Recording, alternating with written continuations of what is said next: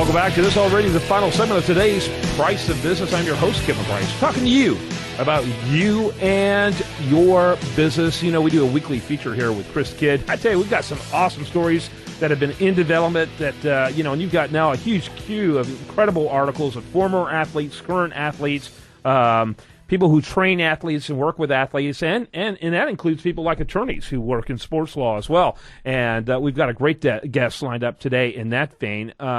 Chris is a financial coach extraordinaire, works with people not only in the sports arena, but in business, in the financial fields in general.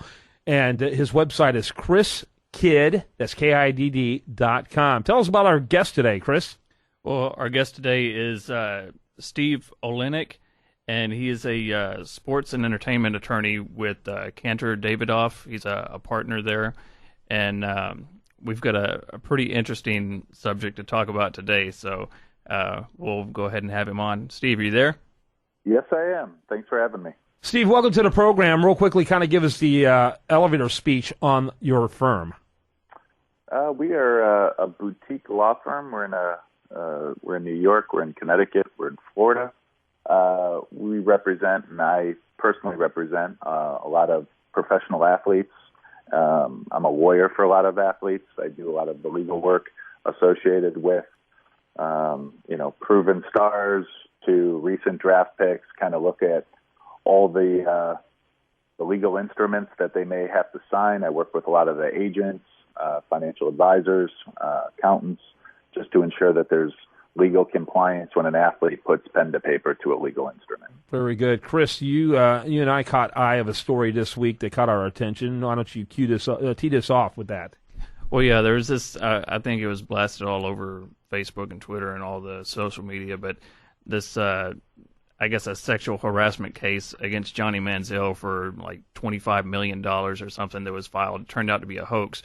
But that's one of the things that you see, not just in the sports world, but in general with anybody that is kind of in the spotlight, especially, if people know that you have money, then there's, vultures out there who will do anything and everything to try to get it, even if it's just something ridiculous like this. But what are your thoughts on that, Steve? And even not just, the fact that was, I guess it would have been a frivolous deal, but if it wasn't a hoax, and I heard that there may have been somebody that had filed it that is actually in prison or something, that's like a serial lawsuit filer or something. But do you see a lot of that or deal with any of that? Yeah, I mean, at times we have to deal with stuff like this.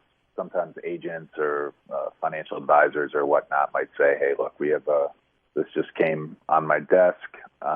Let's do the investigation.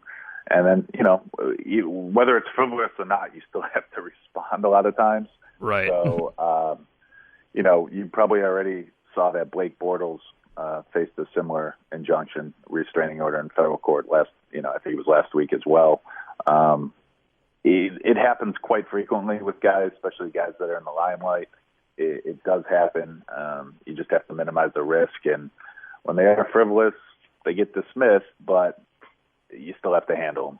Yeah, and there's PR, there's reputation issues along the way, and there's, of course, opportunity cost and time, and then, of course, financial cost, which is among the ugliest concerns. 100%. And, and a lot of times you start to see stars, athletes, recent draft picks that actually, they come into some money. Anytime you come into money, you oftentimes come into lawsuits such as these. So they become a target because they are young and they're given so much money that they are a prime target. Yeah. What's a good reason to have good legal advice on your side? Because, I mean, if you don't have somebody to go to like that, then, you might get scared and just be like, oh, well, man, what do I do now? Do I have to pay them off? And is that one of the reasons that people file these, or is it just to defame somebody, or is it to maybe get their 5 minutes of fame, or are they thinking that they're actually going to get money out of them? Oh, great question. I mean, a lot of times it may be the former in terms of trying to get a quick payout. Sometimes because if you do have a direct link with the particular athlete, sometimes they may get scared, like you said, and just try to pay someone off. And for that person, I mean, you have so much to lose, and you're so young in the career or even later in the career that if something happens, the easiest way to fix it is to throw money at it. Mm-hmm. So it is one of those things what does happen often, but you have to minimize that, and having someone like myself or a team around you that kind of works hand in hand, and kind of everyone has almost like a checks and balances in place whereby stuff like this doesn't happen. But if you're out at a club and you meet someone and then all of a sudden they allegedly think you did, X, Y, and Z, the easiest way to handle it, if you're a potential person with a lot of money, is to throw money at it. Mm-hmm. So, yeah, it does happen. Right. And it sure speaks a lot about, how you live your life. You got to live with a lot more caution, a lot more accountability, a lot more, handlers almost. You wonder why Entourage exists with athletes and stars. A lot of those people are just witnesses for future accusations that could take place. Yes. Well, yeah, 100%. There was the Floyd Mayweather incident that just happened as well. Speaking of that, and I guess that's another reason to have your entourage and your bodyguards there. So, because if he goes and fights somebody, then he's definitely going to get sued because he's a professional. And, if he's got somebody there who can basically step in for him, and it's self-defense on their part. So, it's a lot better than him doing the physical altercation himself. Yeah, no question about it. By the way, we need to wrap it up. Our guest today, his website is Kantor, Kaantor, David, David, OFF.com. And Steven, glad to have you with us. Want to wrap it up? Chris Kidd? Yeah, thanks for being on, Steve. And we'll probably have a follow-up article on him on the Price of Business website coming up pretty soon as well. Yeah, probably over at US Daily Review, too. That'd be cool.